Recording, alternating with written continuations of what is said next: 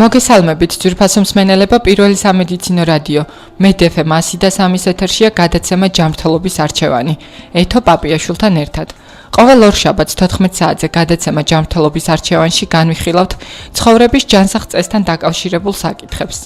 დღევანდელ გადაცემაში ვისაუბრებთ მოზარდების აღზრდაზე, დროის სწორ განაწილებასა და წიგნთან ურთიერთობაზე. აღნიშნულ თემაზე გვესაუბრება ჩვენი გადაცემის სტუმარი, საპატრიარქოს ახალგაზრდული ცენტრის საორგანიზაციო ჯგუფის ხელმძღვანელი გიორგი ფარეშიშვილი. გამარჯობა გიორგი, დიდი მადლობა გადაცემაში სტუმრობისათვის. მადლობა თქვენ მოწვევისთვის და მივესალმები თქვენი რადიოს მსმენელს, როგორც ვიცი, არც თუ ისე დიდი ხანია გადიხართ ეთერში და ისურვებთ წარმატებას. დიდი მადლობა გიორგი. გიორგი, გთხოვთ ვისაუბროთ თქვენი ორგანიზაციის საქმიანობის შესახებ მსმენელმა, რომ კარგად იცოდეს. საქართველოს საპატრიარქოს ახალგაზრდული ცენტრი რა საქმიანობს, რა პროექტებით შემოიფარგლებით და რა გაქვთ ახლა ყველაზე მნიშვნელოვანი და აქტიური პროექტი რა მიმდინარეობს თქვენთან?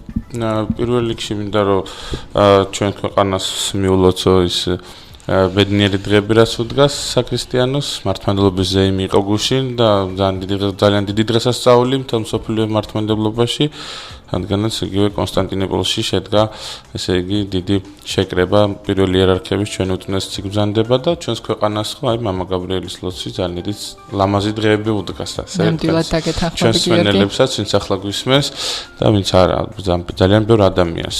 ზუსტად ჩვენი ცენტრით, ახალგაზრდული ცენტრი საპატრიარქოსის სწორედ საემბის ტაძარში მდებარეობს და ალბათ არაერთი მსმენელთაგანი, ვინც ახლა გვისმენს, ყოფილა ჩვენთან არაერთ შეკრებაზე და ღონისძიებაზე, რაც იქ იმართება. პირველ სართულზე არის სწორედ საემბის ტაძრის პირველ სართულზე და უკვე 2006 წლიდან მისი უთანასწორ ლოცვა-კურთხევით არსებობს ეს ცენტრი, სპეციალურად გახსნა ახალგაზრდებისთვის. ფაქტობრივად ასაკი შეუზღუდავი, რადგანაც ყველა თაობის ადამიანი იკრება ჩვენთან და ეს იყო სწორედ მიზანი მისი უწმინდესობის, რომ ახალგაზრდობა გაერთიანებულიყო ეკლესიის გარშემო და სწორი აღზრდა მომხდარიყო, სწორი განვითარება ჰქონდათ როგორც სულიერი, ისე გონებრივად განვითარებულიყვნენ სწორი მიმართულებით და ესე დავიწყეთ 2006 წლიდან, რომლის ხელმძღვანელთაც დაინიშნა საგარეო და ლენტეხის მთავარეპისკოპოსი, მაშინ ეპისკოპოსი სტეფანე კალაიჯიშვილი, რომელიც დღემდე ხელმძღვანელობს ახალგაზრდულ ცენტრს და დაიწყო სხვადასხვა არაერთი მნიშვნელოვანი პროექტი. და აღინიშნოს, რომ ჩვენი ცენტრის დარბაზი ყოველსათვის ღიაა და რომ თქვენ თამაშ შეიძლება ვთქვათ, რომ თუ საქართველოში ყველაზე მეტი საღამო ჩატარებულა ლიტერატურული ჩვენთან ჩატარებულა, იმიტომ რომ თითქმის კი არა არ არსებობს ცოცხალი თუ უკვე წასული მწერალი პოეტი, რომელსაც ჩვენთან არ ქონდა საღამო, საიუბილეო საღამო იქნებოდა თუ მისი ახალი წიგნის წარდგინება, რომ იგივე ვთქვათ, თუნდაც მარტო ცხონებული ბერი დავით ჭაბუამირეჯიბი ეყოფა აი ამ სახელებს და გვარებს, რომ ვთქვათ, მასთან შეხვედრა ერთად ბოლო წლებში რაც გაიმართა ალბათ ჩვენთან შედგა, იგივე ქართული კლასიკოსების, ვინც ყვავდნენ და ყვანან საბედნიეროდ და ასე შემდეგ, რადგანაც ქვეყანაში იცით, რომ არ არის ეს განებივრებული დარბაზები, თქვათ, რაღაც პირობებით და ჩვენ ეს მის მოწმენდესობამ შექმნა ეს გარემო და ჩვენ გვიხდება აქ მსახურება. ასევე დავამატებ, რომ ძალიან ხშირად ტარდება ხოლმე თქვენთან საქველმოქმედო ღონისძიებები და ეხმარებით არაერთ გაჭირვებულს პირადად მონაწილეებს ყოფილა რამდენიმე ღონისძიების. რომ იტყვიან თვეში რამდენიმე ღონისძიებაც გვაქვს თამაში შეიძლება ვთქვათ და მე მინდა რომ ვისარგებლოთ თქვენი მსმენელი თქვენი ეთერის საშუალებით და ყველა მსმენელს უთხრა რომ აბსოლუტურად თავისუფალია ჩვენთან უსასყიდლო ყველანაირი სასყიდლის გარეშე შეუძლიათ მობრძანდნენ მოიტანონ ის პროგრამა რაც უნდა რომ შემდგომ სტუმრებს გააცნონ და ჩვენ სიამოვნებით დავეხმარებით მათ დარბაზით თუ აპარატურით რაც შეგვიძლია რაც გვაქვს შესაძლებლობაც გვაქვს რომ მაქსიმალურად კარგ საქმეს შევეწიოთ და აი არაერთი გაჭირვებული ადამიანი ჯანმრთელობით ძალიან ბევრი ადამიანის დასახმარებელი საღამო გაიმართა ჩვენთან ბოლო პერიოდში რაღაცა რო ვფიქრობ ხოლმე და ბოლო დროს რო ვუყურებ რაღაც ის გული მწყდება ხოლმე რომ ძალიან იმრავლა ამ საღამოებმა ძალიან ბევრი გახდა და მეთქი ადრე 100 არ ხდებოდა თუ ალბათ თუ ეხლა უფრო თანაგრძნობის მეტი უნარი გაგვიჩნდა, არ ვიცი. შეიძლება ესეც არის, თორე ჯანმრთელობის პრობლემები ალბათ ყოველთვის ქონათ ადამიანებს, მაგრამ ეთყობა მკურნალობის ნაკლები საშუალება აქვთ ალბათ ახლა და შეიძლება რაღაცა თანადგომის უნარიც უფრო მეტად გაახსენდათ. ეს ძალიან კარგია, მაგრამ ღერთმა ქნას რომ სულ საზეიმო დღეები გქონდეს და ასეთი საღამო, იმიტომ რომ ისეთი მდგომარეობით, ისეთი ადამიანების მიმართება ხომ რომ რაღაც მრავალშვილიანი დედები, რომელთაც ელემენტარული მკურნალობის თანხები არ აქვთ, პატარა ბავშვები და ძალიან ძიმერთა ვარ ხომ შინაგანად და ძალიან ისეთ რთულად ვარ ხომ. მაგრამ მადლობა ღმერთს ყველაფერი კარგად მინდის ჯერჯერობით და ესე იგი მიმდინარეობს ეს შეხვედრები ახალგაზრდულ ცენტრში, მაგრამ ამით არ შემოიფარგლება მარტო ჩვენ ცენტრს აქვს არაერთი საინტერესო პროექტი, რომელზეც შეგვიძლია ვისაუბროთ და ჩვენ მსმენელს გავაცნოთ. დიდი მადლობა გიორგი, ჩვენს ეთერში ახლა რეკლამის დროა, რეკლამის შემდეგ გადაცემა რჩევანი ეთერში.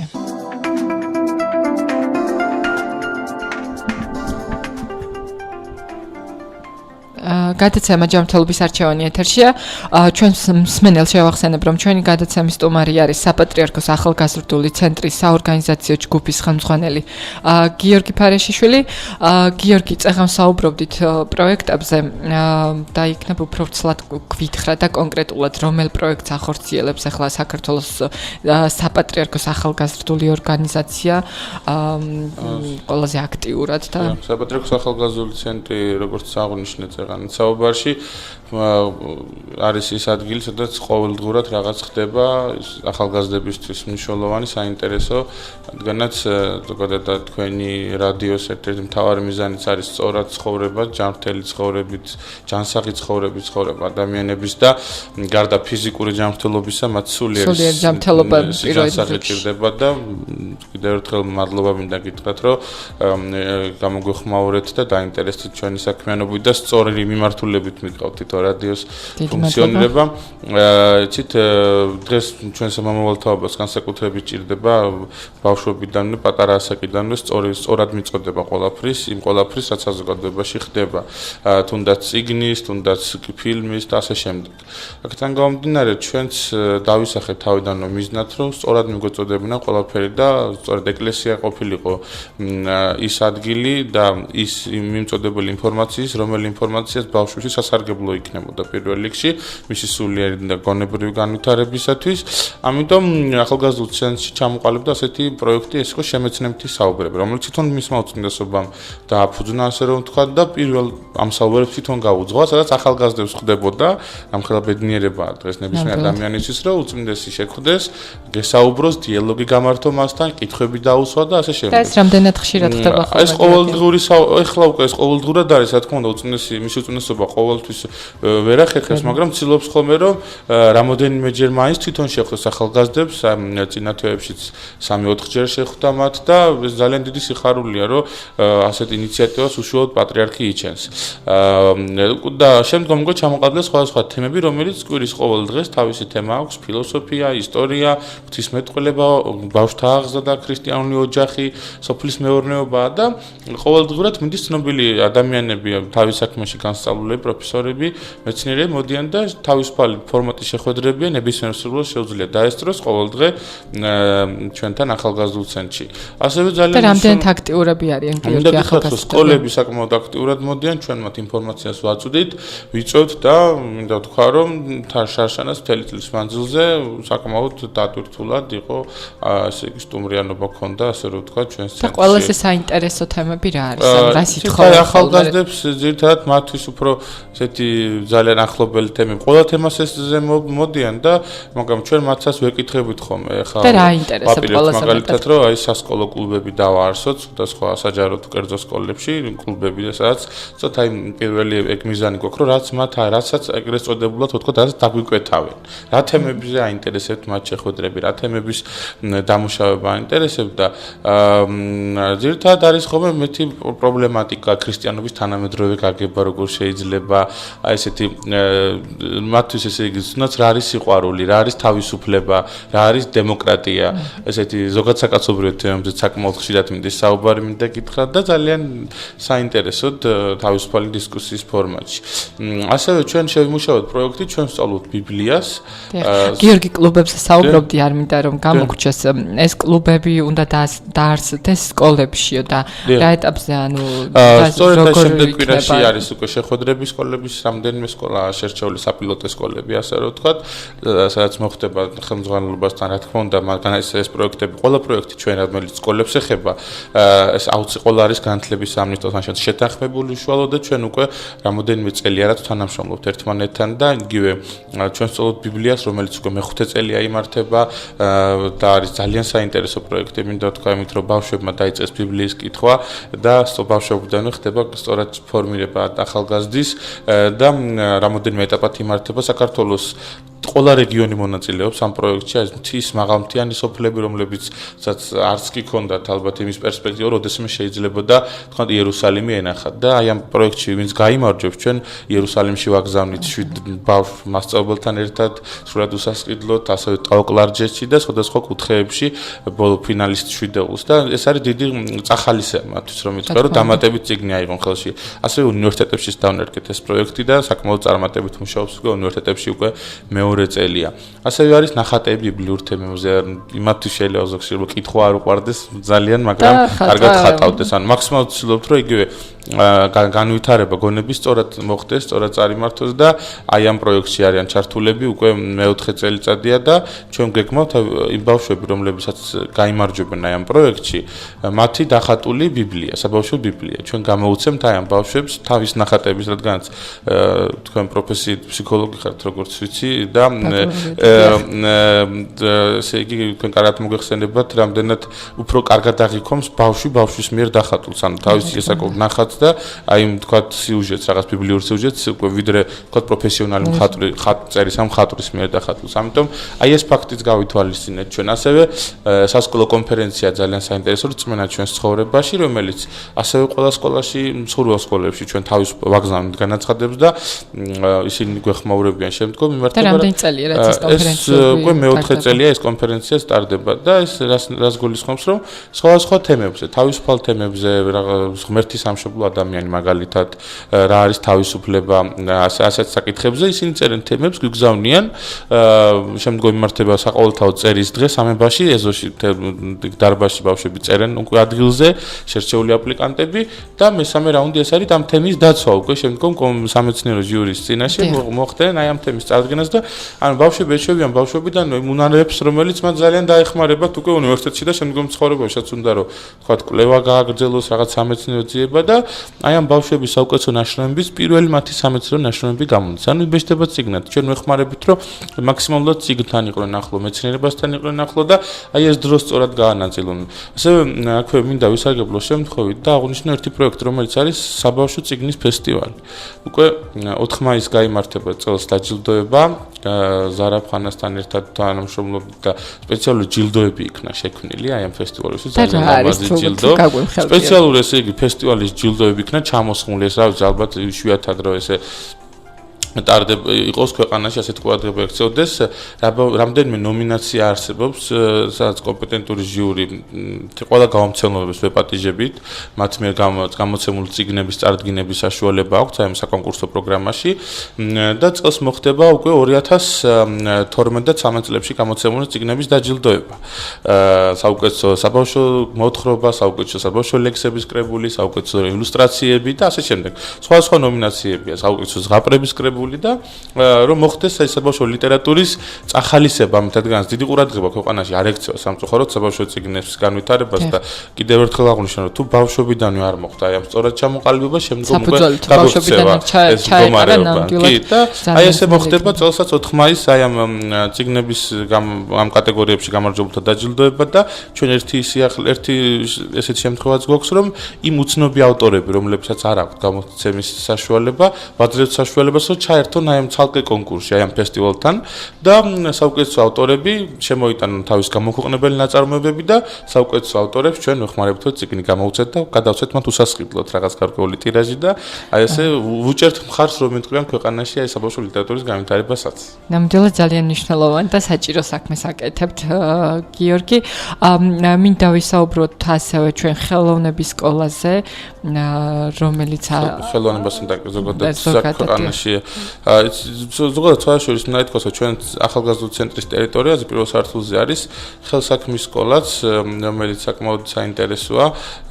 ნებისმიერ მსურველებს იღებენ იქ ძირითადად ქალბატონები არიან მანდილოსნები და მიდის შესწავლა როგორც ტრადიციული ქართული ოქრომკერდის ნაქარგობის, ხევსურული ნაქარგობის, ეგრეთ წოდებული ძივებით ქარგვას, ბისერებით ქარგვას რომ ეძახიან და რო იტყვიან ასობით ადამიანს საკუთარი პროფესია გაუჩნდა და შემოსავლის წყარო გაუჩნდა, შემდგომ უკვე ცხოვრებაში განვითარების და ამით ძალიან ბევრი ვიცი რომ ოჯახს არჩეს აი ამ საოცარი ქართული ტრადიციული დარგების აღორძინებით. კარგი ქალბატონები არიან ძალიან ეთერ როტაძე და ასევე ქალბატონი იზოლდა მელიქიშვილი ცნობილი ხელოვნებაცოდნე, ასევე ლისო არაბული, რომ თქვენ საკუთარი აი ამ მიმდინარეობების ყველაზე დიდი მეტრები დღეს ქვეყანაში, ასე რომ ვთქვათ, რომლებიც იკისრეს და გადაარჩინეს ეს მიმართულებები და მინდა აღვნიშნო რომ ძალიან წარმატებით მოღვაწეობენ. ასევე და რამდენი ხანია რაც არსებობს? ეს უკვე 10 წელია რაც არსებობს, მისმა უწყნესობამ დააარსა ესეც, რადგანაც საოცარია ხოლმე რამდენ რამის ითავსებს ეს ადამიანი, რამდენ რამეზე ფიქრობს და ეს არის შედეგი აი ამ ფიქრის, რომელიც ხდება დღეს და ერთ ადამიანს შემოსავლის წყარო გაუჩნდა, ასე რომ ვთქვათ და ეს სწორედ პირველ სართულზეა სამების და რა უნდა ქნან ადამიანებმა რომ მოვიდნენ ჩაიწერონ და ისწავლონ მე ქარგვა და ხელსაქმე და ასე შემდეგ. არაფერი განსაკუთრებით ჩვენთან არანაირი სირთულეები და პრობლემები არ არის ამ მხრივ რაღაცა შეზღუდვები არ აქვს არანაირი როგორც ახალგაზრდული ცენტრში არანაირი ასაკობრივი შეზღუდვა არ აქვს არანაირი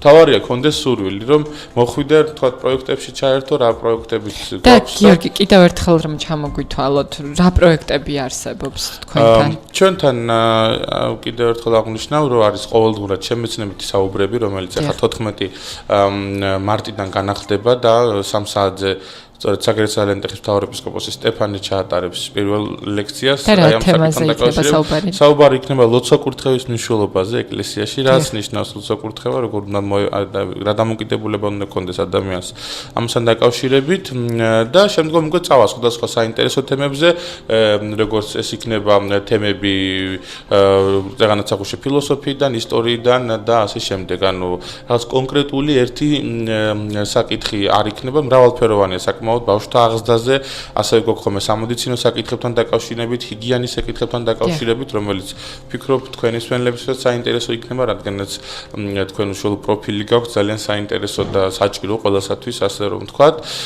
ასევე არის ეს ჩვენ სწავლობთ ბიბლიას, როგორც სკოლებში, ასევე უნივერსიტეტებში, ასევე წმენა ჩვენს ცხოვრებაში, სკოლებში, როდესაც შეუძლიათ სკოლის მოსწავლეები ჩაერთონ და თემები გამოგვიგზავნონ. გვაქვს ასევე დიდი სამეცნიერო კონფერენციები, რომელიც ჩვენთან იმართება.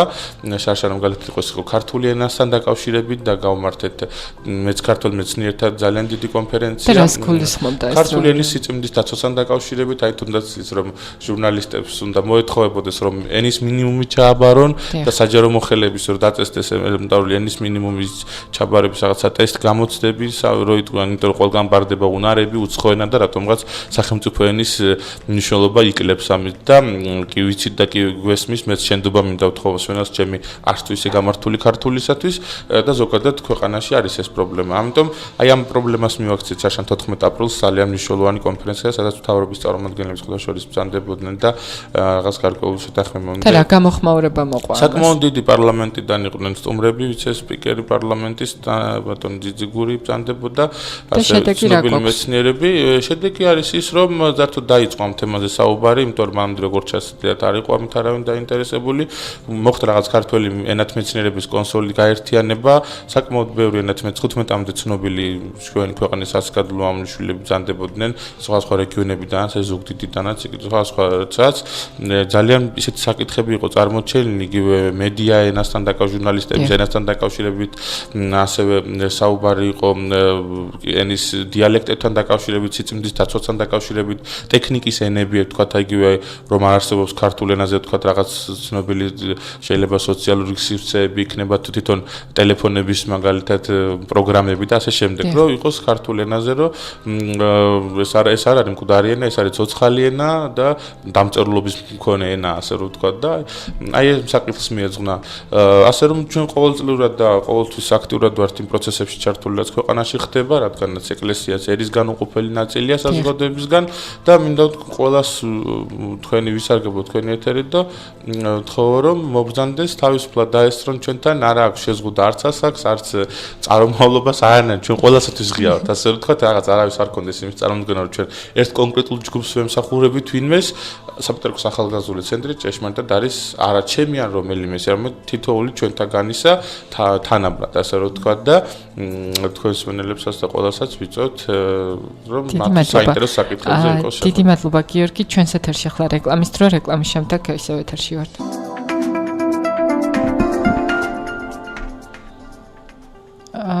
ძვირფას მსმენელებო შეგახსენებთ, რომ ჩვენი გადაცემის სტუმარია საქართველოს საპატრიარქოს ახალგაზრდული ცენტრის საორგანიზაციო ჯგუფის ხელმძღვანელი გიორგი ფარიაშიშვილი. ჩვენ საუბრობდით პროექტებზე, რომელსაც ახორციელებს აღნიშნული ორგანიზაცია და გიორგი, ჩვენ გადაცემის დასაწყისში ანონსშიც ვთქვით, რომ ვისაუბრებდით ბავშვების წიგნთან დაკავშირებულ პროექტზე, რომელსაც ახორციელებს თქვენი ორგანიზაცია. წიგნიერების მიმართულებით რა პრობლემები არსებობს, რატომ გადაწყვიტეთ, რომ მაინც და მაინც ეს პროექტი დაგეწყოთ საქართველოში და რა მდგომარეობა წიგნთან ურთიერთობის კუთხით? იცით რა არის უშუალოდ რო გითხრათ, რომ ეხა რაღაც სპეციალური პროექტი ჩვენ შევქმნით ამასთან დაკავშირებით, ასე არ გავიკეთებია, რაღაც განსაკუთრებული პროექტი არ შეგვიქმნია, მაგრამ ზოგადად მის მოუწოდნესობამაც იქადაგა ერთ-ერთ კვირა დღეს და აღნიშნა რომ აუცილებელია ახალგაზრდები იყვნენ წიგნთან და წიგნის დღეც დააწესა, ასე რომ თქვა, შაბათი დღე და მოუწოდა ყველას, რომ დღეში ერთი გვერდი მაინც იკითხონ და ზოგადად და ასე შემდეგ. წიგნთან ქონათ ურთიერთობა. ჩვენ რა თქმა უნდა ვეხმაურებთ ამ საკითხებს და იგივე წეღარაც აღნიშნეთ და რადგან საუბრობდით, რომ წიგნის ფესტივალი, რაც გულისხმობს საბავშვო წიგნის განვითარებას განსაკუთრებით, რადგანაც მიზეზი ნათელია, რომ ბავშვებიდან უნდა მოხდეს გემოვნების ჩამოყალიბება, ლიტერატურული გემოვნება ბავშვს უნდა ჩამოყალიბდეს პატარა ასაკში, მე უკვე ძალიან ძნელი ხდება. ამიტომ სწორად შერჩეული ლიტერატურა მათ და იგივე ეს ფესტივალი თვალისწინებს ხოლმე ბავშვების იგივე ერთ-ერთი შემფასებლები არიან ბავშვები ამ წიგნების. ჩვენ გარდა იმისა, რომ თქვა ფილოლოგები, ასევე მწერლები, სასულიერო პირები, ფსიქოლოგები კითხულობენ აი ამ საკონკურსო წიგნებს, რომელიც თქვა შემდგომ ჯილდოვდება სხვადასხვა ნომინაციაში. ყველაზე მნიშვნელოვანი შემფასებლები არიან ბავშვები. ჩვენ აი ამ წიგნებს ვაძლევთ ბავშვებს. ძალიან საინტერესო. და მათ აზრს ვითვალისწინებთ განსაკუთრებით. ან როგორ იღებს? ერთია ვთქვათ, ფსიქოლოგი როგორ აღიქვამს ამა თუ იმ წიგნს, მაგრამ მეორეა როგორ აღიქვამს აი ამ წიგნს და მის შინაარს ბავშვი. ანუ ვისთვისაც ეს არის განკუთვნილი რეალურად. და ჩვენ ათობით ასეთ ადამიანს, რა თქმა უნდა, სიამოვნებით თანამშრომლობენ, ისინი ჩვენთან კითხულობენ და თავისას გამოხატავენ, ერთმანეთში დისკუსია აქვთ და ასე შემდეგ გამოხატავენ თავისას. მაგრამ ზოგადად ბავშვის წიგნთან ურთიერთობას მე მინდა ვთქვა, რომ ძალიან ბევრია დამოკიდებული მშობლებს. რა ლიტერატურას მიაზრდიან ბავშვებს, როგორ განავითარებენ ისინი მათ გონებას, ძალიან კარგია და საწინააღმდეგო არაფერი არ გვაქვს უცხოურ ლიტერატურასთან, თარგმანებთან, რომელიც ბოლო დროს განსაკუთრებით არის უკვე და განსაკუთრებით დასრულებს ის განკუთვნილი ლიტერატურა აქტიურად ითარგმნება სხვადასხვა ენებიდან. ეს არის ცოცხალი პროცესი, რომელიც წიგნიერებას ახლავს თან და ეს ჩვენ მივესალმებით მხოლოდ ამ პროცესს. ოღონდ ერთი მეორე საკითხი უკვე რას თარგმნიან და როგორ თარგმნიან, მაგრამ ზოგადად პროცესი ძალიან საინტერესო და მისასალმებელია და უბრალოდ უმჯობესია, რომ ბავშვში მოხდეს პატარა ასაკში ეროვნული ლიტერატურის განვითარება, რადგანაც ერთია ორიგინალში წაკითხული და მეორეა ნათარგმნი წაკითხული, ხო? სადის როგორ აღიქვამს ბავშვი ეს ხო გენეტიკურად მისია ეს. იგივე როგორ შეიძლება გოდერძი ჩოხელზე კარგად ბავშვი სასწავლაზეში რომ არის გადმოცემული იმაზე კარგად უცხოელმა მწერალმა ეს შეძლოს ძალიან ძნელად წარმოვიდგენი ამით არაფერს არ ვაკინებ უბრალოდ მე ამით იმის თქვა მინდა რომ უმჯობესია ეროვნული მწერლობით შეაყვარონ რადგანაც უფრო მარტივად გაიგებენ მე ასე მგონია ხო არა რა თქმა უნდა იმიტომ რომ მე სიამოვნებით დღეს არაერთ უცხოელ მწერალს სიამოვნებით ვკითხულობ და მთელი პასუხისმგებლობით ნდო ყველა ახალი გამოცემა მაქვს გამოწერილი და შემიძლია ბოლო გამოცემები რაც კი ყველაფერი მაქვს იმიტომ რომ მაინტერესებს კითხულობა ძალიან კარგია მაგრამ მე მაგალითად წიგნი შემაყვარა ნოდარ დუმბაძე კითხვა შემაყვარა ნოდარ დუმბაძემ და მისმა რაღაც უკდავმა ფენომენალურმა ნაწარმოებებმა რომელიც არასდროს არ ბერდება იგივე ბატონო ნოდარ დუმბაძეს ასევე ბავშვების არანაკლები ლიტერატურა და ლექსები აქვს საბავშვო ლექსები და საბავშვო რაღაც განუმეორებელია ალტერნატივას ვერ მოუნახავ იგივე გოდერძი ჩოხელი აუცილებლად უნდა ბავშვს წააკითხო იგივე ნიკოლოზ რკიფანიძე ზემოთა ვაჟაზე უკეთესი მოთხრობა შვილის ნუკრის ნაამბობზე კარგი რა შეიძლება იპოვო დღეს მსოფლიო ლიტერატურაში ეს ხომ მსოფლიო ლეგენდა ხო ვაჟებშეულო მსოფლიო კლასიკაა და უკვე შემდგომ ასე რომ განავითარებ თქვა შემდგომ ილია შემოვა გიო ნიკოლოზ რკიფანიძე შემოვა უკვე ის მწერლები რომლებიც საკმაოდ ბევრი ყავს ახლა რომელიმის გამოტოვება და ეს მადლობა ღმერთს ეს მაინც ძალიან კარგი გვაქვს ფასეული ქართული პოეზიაც პროზაც და უკვე აი ასე შედის რომ იტყვენ შეიტყუებს ბავშვს უკვე და შემდგომ გადავა სხვაზეც და აი ეს არის მნიშვნელოვანი რომ სწორად მოხდეს ბავშვობიდან და ბავშვის განვითარება და აზროვნების წაყვანა ამიტომ მუშაობთ ჩვენც ამ საკითხებზე. დიახ, გიორგი, მე როგორც ვიცი, თქვენ ასევე ასწავლით სახელოვნებო სკოლაში, ხართ პედაგოგი და იქნებ ვისაუბროთ ბავშვების ურთიერთობებზე. არის ბოლო დროს ჩივილები, რომ ბავშვები ზედმეტად თავნებები არიან, მსუბუქად რომ ვთქვათ. დიახ, მსუბუქად რომ ვთქვათ და არის გარკვეული პრობლემები სკოლებში ბავშვებსა და მასწავლებლების ურთიერთობებზე. ეს როგორ ფიქრობთ თქვენ, რისი ბრალია, რამ გამოიწვია ეს ურთიერთობების დისბალანსი ბავშვებს და პედაგოგებს შორის? ერთი მომენტი აქვს ძალიან მნიშვნელოვანი, რომ ეს არის დავუშვათ აღზრდის ბრალი, განათლების ბრალი, დავუშვათ ოჯახის ბრალია მხოლოდ პედაგოგის. ალბათ ყველასი ცოტ-ცოტა. ყველასი ერთად. ხო, რა თქმა უნდა, მე ჩემი ბრალიც არის, თქვენი ყველას ბრალია ამ შემთხვევაში, რადგანაც საზოგადოება უნდა გავინაწილოთ პასუხისმგებლობა ქვეყანაში მიმდინარე ყველა პროცესზე, მე ასე ვფიქრობ. რაც შეეხება ჩემს ბავშვებთან ურთიერთობას, მე ძალიან გამიმართლა, რომ მცირე ასაკიდან, საკმაოდ პატარა ასაკიდან მომიწია სკოლაში მათთან ურთიერთობა, ძალიან ბევრი მასწავლეს მათ და მე ერთი პრინციპის შევიმუშავდა, რომ არსებობენ კარგი და ძალიან კარგი ბავშვები. ცუდი ბავშვი არ არსებობს დედამიწაზე, ვერავის ვერ იპოვი ცუდ ბავშვს, ძალიან კარგები და ძალიან კარგები. მე გამიმართლა, რომ ყველა ძალიან კარგი მოსწავლე და სტუდენტი მყავდა და მყავს ახლაც და აი რომ იტყვიან მენატრება მათთან ყოველი შეხვედრა.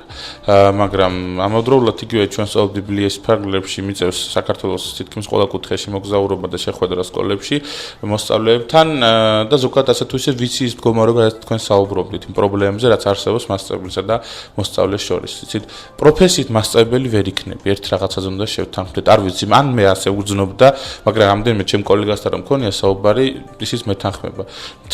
ეს მთელი თავის მიძღვნა არის ბავშვისადმი მასწავლებლობა.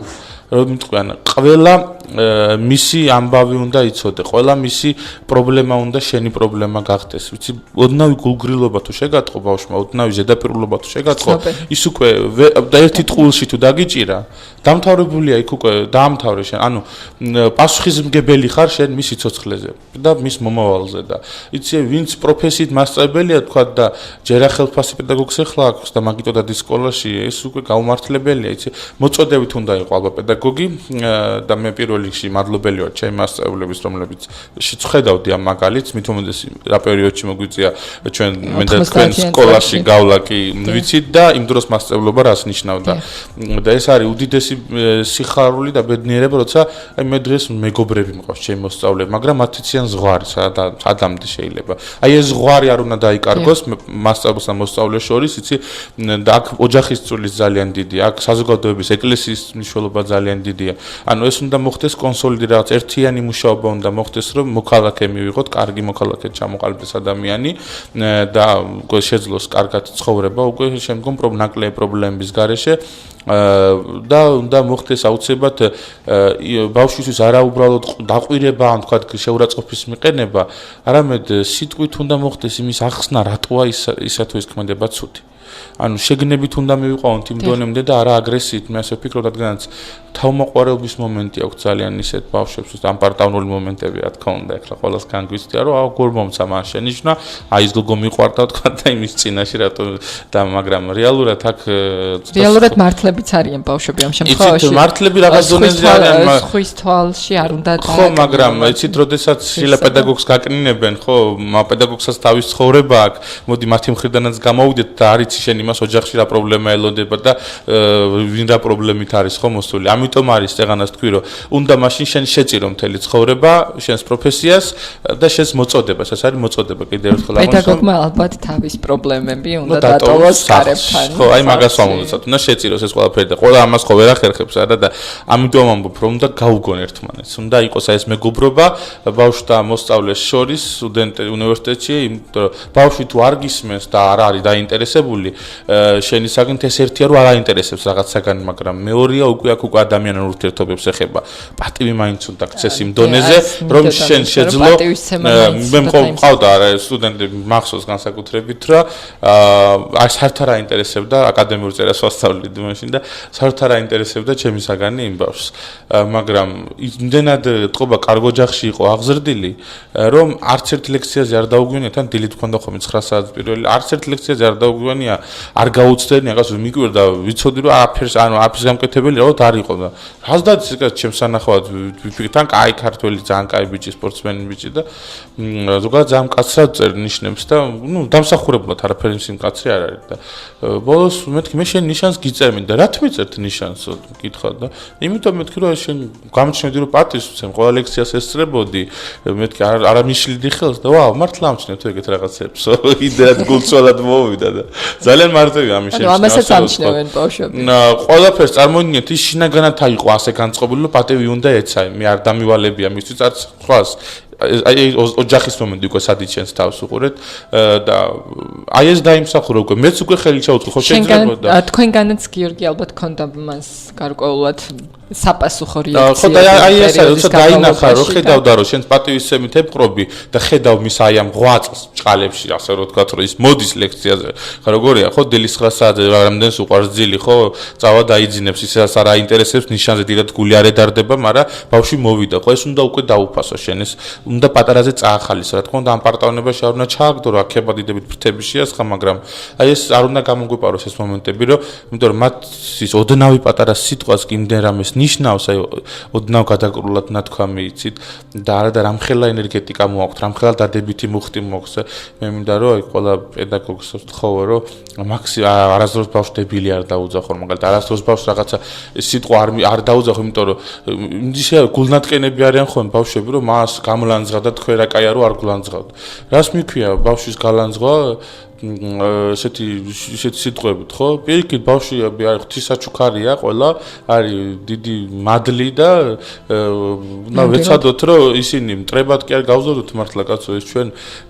ქვეყნის სასახელო შვილებად გავზარდოთ და მადლობა ღმერთს იმისათვის რომ ჩვენ ქვეყანაში ძალიან ღირსეული პედაგოგები გვყავს ყველას დიდი მადლობა მინდა უთხრა იმ მართლა დიდი ღვაწლისას ისინი საქართველოს მომავლისთვის აკეთებენ მადლობა უთხრა ასევე ყველა სასულიერო პირს თუ იმ ადამიანს ექიმებს კოლეგებს თქვენსას აი ამ რადიოს განსაკუთრებულ მსმენელებს რომლებიც ესე იგი რომლებმაც შეიძლება ითქვას გარდამტეხი ეპოქები გამოიარეს და რას ნიშნავდა ექიმობა თუნდაც იმ წლებში ხო ყველანაირი საშუალების გარეშე რომ ცარელა ხელებით ისინი მაქსიმალურად ასრულებდნენ თავის ღირსეულ მოვალეობას და ყველაგან რა თქმა უნდა ეს მადლობა ეხება ყველა იმ ადამიანს რომელიც ღირსების და სინდისის სადარაჯოზე დარჩა და რა თქმა უნდა საკუთარ სინდისის გაგავდა ვინც ამას იმსახურებს და თქვენ ძალიან დიდი მადლობა იმისათვის რომ ისეთ თემებს მაუწყებლობთ რომელი თემებიც როგორც ხორციელად ისე სულიერად ძალიან საჭიროა ჩვენი დღევანდელი საზოგადოებისათვის.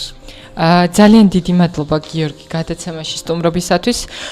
შეგახსენებთ, რომ ჩვენი გადაცემის სტუმარი იყო საპატრიარქოს ახალგაზრდული ცენტრის საორგანიზაციო ჯგუფის ხელმძღვანელი გიორგი ფარეშიშვილი. გადაცემა ჯანმრთელობის არჩევანი ერთი კვირით გემშვიდობება. გვისმინეთ ყოველ ორ შაბათს 14 საათზე ტალღაზე MED FM 100.3.